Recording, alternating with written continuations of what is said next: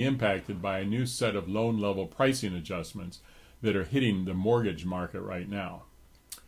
Here is some background. One of the reasons this country has such a high ownership rate is that we generally have really low interest rates on home loans.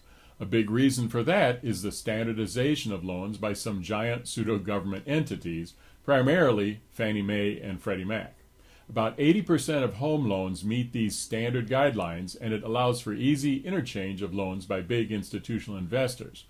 Loans that conform to these standards are referred to as conforming loans. Again, this is about 80% of home loans. As you probably know, not everyone gets the same interest rate when they purchase a home. That is because of the loan level pricing adjustments. These adjustments compensate for variations in each loan, like the size of the loan, the type of home the loan is used for, the credit score of the borrowers, the occupancy of the home, and even the physical location of the home.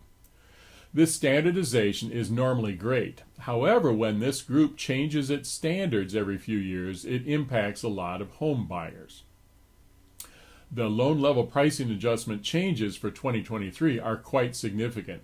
Here are 4 examples of negative impacts.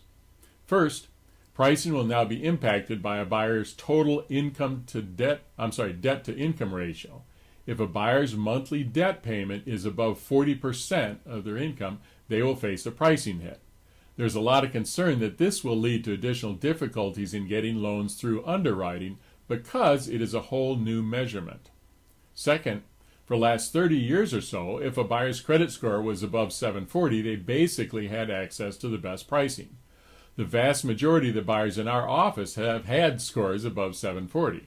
Now a buyer needs to have a 780 or above to get the best pricing level. Third, refinancing will reportedly be more expensive than a purchase loan. Fourth, there are now situations where it makes sense for a 20% down buyer to actually just use 19% down and pay private mortgage insurance because of the interaction between down payment adjustments and private mortgage insurance.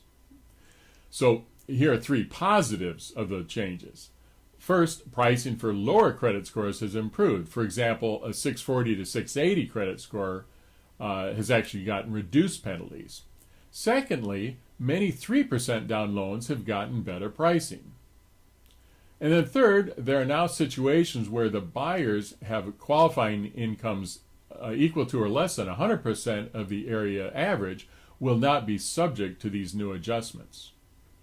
A really useful chart of impacts is available at the mortgagenewsdaily.com on an article titled Big LLPA Changes.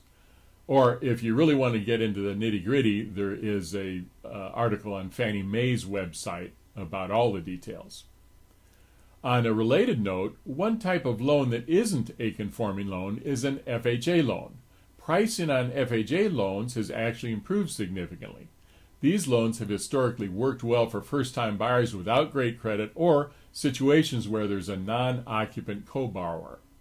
The bottom line here is that mortgage approval criteria have changed.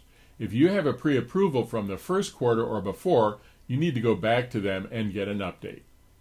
Thanks for stopping by, and good luck with your home purchase.